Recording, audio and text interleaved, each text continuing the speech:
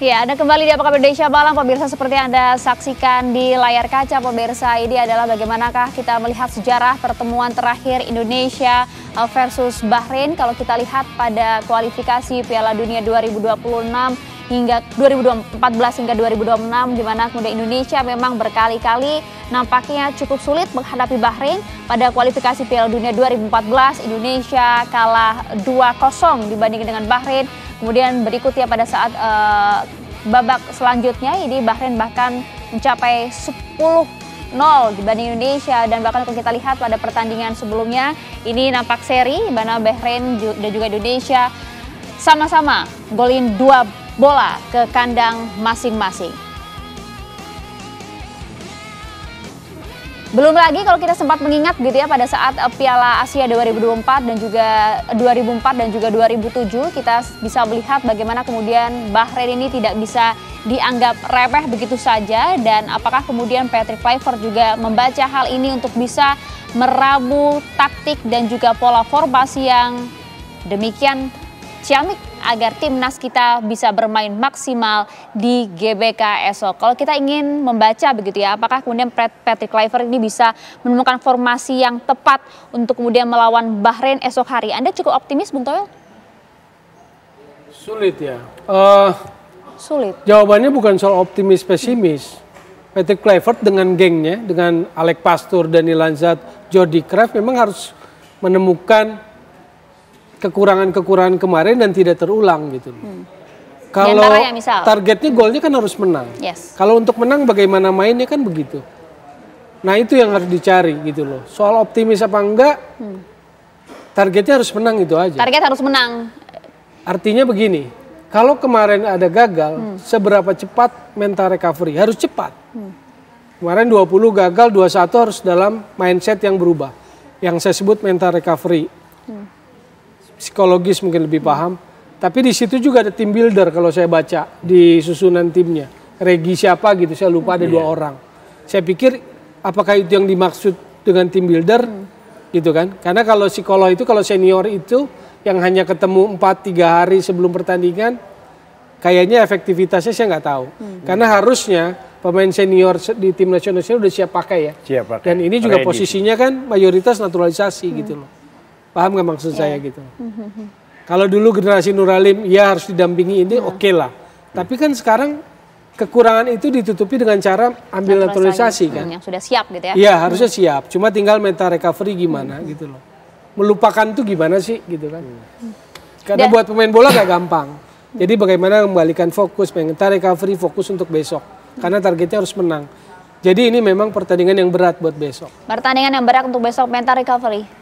Ya, menyambung Bung Toel, saya rasa emang mental recovery itu penting. Tapi saya rasa udah dilakukan lah mestinya.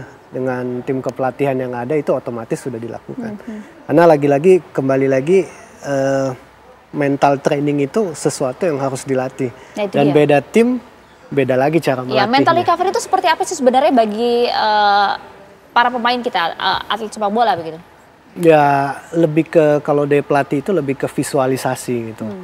Dan biasanya dilakukan one on one. Dan setelah one on one baru dilakukan secara tim gitu. Karena ini olahraga tim. Kalau olahraga individual kan lebih mudah, satu-satu atlet juga kita bisa jelaskan. Meningkatkan kepercayaan diri juga lagi Mbak. Gitu. Ya, sekarang kan kalau lagi kalah itu kan pasti mental drop tuh, jatuh tuh Bang. Gimana caranya supaya kita itu move on lagi kan begitu Mbak. Gimana caranya, kan kadang-kadang beda-beda nih. Betul. Setiap pemain itu Mbak, ada yang mereka kalah itu mereka melakukannya seperti apa. Ada yang berdiam diri, dan juga ada juga pemain yang introspeksi, yang diam di kamar aja, kenapa sih gue mainnya jelek atau apa, pasti itu kan begitu Mbak, bisa jadi mental. Supaya nanti buat pertandingan berikutnya itu mereka bisa siap lagi. Kadang-kadang itu ya yang perlu di ini. Tim pelatih dan tim psikolog jadi mesti paham itu satu-satu gitu. Dan harusnya memang itu paham. Hal kecil tapi itu satu elemen yang ternyata krusial juga gitu. Dan juga berpengaruh tentu ya di lapangan hijau ya. Ya kepercayaan diri juga lagi betul. langsung. Kepercayaan dirinya Mbak. Itu dia, kita ingin melihat lah timnas kita bisa bangkit dari kekalahan kemarin dan juga percaya diri di lapangan. Kita coba tampilkan terlebih dahulu, ada grafis ini untuk Anda di layar kaca pemirsa. Kita juga akan tampilkan di layar belakang Bung Toel dan juga Bung Jabrik. Kita ingin mencoba ya. Tolong cerahkan kami, coba analisis bagaimanakah prediksi formasi timnas Indonesia kontra Bahrain esok hari ini. Silakan Bung Toel, kalau Anda lihat Bung. Ini adalah prediksi ya Bung, yang lagi-lagi prediksi formasi timnas ini kita sangat esok. mungkin formasi seperti ini, tetapi mungkin di sisi Reinder yang saya nggak yakin apakah itu Reinder yang akan main gitu loh. Jadi bisa saja bukan Reinders. Sosok yang tepat siapa kalau di situ? Kalau saya lihat bagaimana kemarin saat dipres oleh lawan, Romeni turun, Marcelino turun, maka Romeni akan tetap jadi pemain nomor 10 sama seperti Marcelino. Berarti nomor 9-nya itu bukan Romeni. Romeni yang akan di posisi Reinders. Jadi siapa? Kalau saya dibanding Rafael Strijk, kalau saya nggak jadi kebenaran. Ramadan Sananta kalau saya. Silakan menjabrik. Kalau aku sih ini Mbak, dilihat dari, karena aku kan pemain belakang nih Mbak ya. Oke, dari lini belakang lah, monggo. Iya, berarti kan kemarin juga mungkin organisasi dan mungkin hubungan satu sama lain ini kan kurang nyambung nih kayaknya. Soalnya gampang sekali kemarin-kemarin itu tembus kan. Yes. Kalau aku di belakang itu lebih cocok Ijes sama Rizky Ridho Mbak. Ya kan? Itu yang kemarin juga disayangkan banyak pihak kan, kenapa Rizky Ridho nggak main di sana. Itu Hobner ya. Aku lebih nah kemarin waktu masih zamannya Sintayong, pasti kan itu idealnya itu yang nomor 3 sama nomor 4 itu Ijes sama Rizky Ridho. Verdong udah oke lah, the best, penggantinya mungkin James ya. Itu Dick juga, di situ juga cocok. Udah di situ saya pikir yang paling ideal. Nah kalau untuk buat pemain yang nomor 6, 8, sama 10, saya memakai pola ini 4-3-3. Kan kita bisa aja berubah kan, karena niat pandangan lawannya. Ini bola waktu pegang bola ini. Oh iya. Ya kan? Iya, waktu bola pegang bola. With the ball. Waktu kita bertahan ya itu. Ya kemarin kan belum sempat ada Pelupesi yang main. Nah, kemungkinan besok juga pasti Pelupesi yang main. Oh, dipastikan main gitu ya. Tapi kalau kita lihat lini belakang lah, sebenarnya formasi yang tepat seperti apa kalau menurut Anda, Bung? Aku lebih tepat sekarang ini, tapi ya mungkin lebih sekarang kan Rizky Ridho kan peak formanya lumayan. Tanya 3 apa 4 gitu. Ya. Nah, itu dia. Aku pikir 3 atau 4 juga. Aja, 4. Oke, dan di situ harus ada sosok Rizky Ridho di sana. Ya, bukan gini ya, pemain lokal yang mewakili pemain lokal lah kasarnya kan gitu ya. Mereka sudah sepadan dengan pemain-pemain yang belakang semacam duet sama Ijes. Karena Ijes juga leader dari pemain belakang gitu. Jadi satu sama lain bisa mengcover. Kemarin saya lihat seperti itu waktu main di GBK. Mereka solid banget di situ. Dan kalau kita lihat siapa sih begitu ya yang kemudian bisa menjadi sosok pemain kunci Bung Toel pada permainan kontra Bahrain esok hari menurut Anda? Kalau depan Romeni, kalau belakang Ijes harus jadi pemimpin. Tengah ini memang yang menurut saya sih yang dua ya. Kemarin kan Haye sama Nathan. Besok saya nggak tahu Haye sama siapa. Nah itu yang saya belum lihat kuat, figur kuat gitu loh. Karena kan tapi kalau juga harus dapat ya. Enggak, supaya jangan salah, banyak ngomong chemistry itu apa sih? Kedekatan misalnya gitu ya. Ini kan banyak Belanda. Jadi secara chemistry oke lah. Kecuali kalau kemarin kan yang baru main itu kan Romeni sama Dean James kan. Yang lainnya kan sebetulnya udah gitu loh. Nah, pelatih Belanda datang di tengah ya resiko itu sih. Jangan gedein soal chemistry, resiko dia harus gimana caranya kan gitu. Gitu kan. Orang membahas itu. Saya nggak bela Kluivert, justru dia harus cepet gitu loh sama gengnya untuk bikin chemistry. Nah, sekarang yang saya nggak mau bias, orang bicara tentang total football. Emang masih ada total football?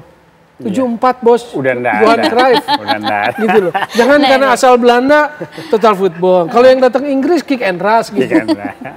Kalau yang datang Italia Catenaccio, udah nggak ada ya. Kalau perhatikan bola itu tahun 2000 ketika Piala Eropa di Belanda Belgia, slogannya Football Without Frontier, sepak bola tanpa batas, itu bukan soal Belanda dan Belgia, tetapi sudah tidak ada lagi identitas yang sangat khas di setiap negara. Karena apa? Perkembangan teknikal sepak bola yang sangat global. Jadi sepak bola modern pressing, bagaimana struktur permainan itu dimainkan yang namanya principle of play. Jadi jangan berpikir gini 3 aja kayak kemarin pelatih terdahulu segala macam. Jadi kita balik kepada sentimen pergantian pelatih. Mau 3, mau 4 bukan itu. Anda nggak sentimen itu ya soal pergantian pelatih ya Bung ya? Oh tidak. Jadi gini loh maksud saya, mau 3 mau 4 bukan itu. Tapi prinsipnya mainnya pendekatannya dia lebih ofensif, lebih attacking atau lebih defense. Kalau menurut Anda yang jadi 3 bukan berarti jadi defense juga. Karena wingnya juga bisa main bagus. Tapi kalau 3 defense juga bisa.